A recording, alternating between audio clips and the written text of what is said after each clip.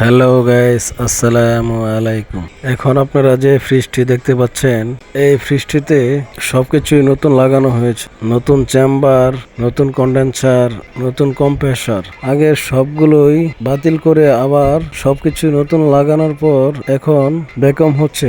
কিছুক্ষণ পর এটাতে গ্যাস দেওয়া হবে। ভিডিওটি দেখতে থাকুন।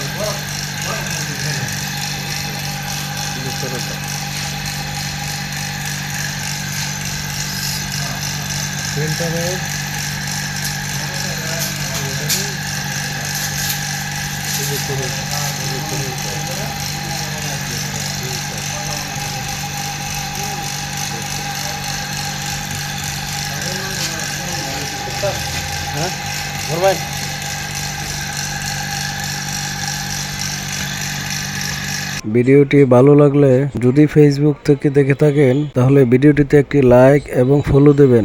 আর যদি ইউটিউব থেকে দেখে থাকেন তাহলে ভিডিওটিতে একটি লাইক এবং সাবস্ক্রাইব করতে ভুলবেন না। ধন্যবাদ সকলকে।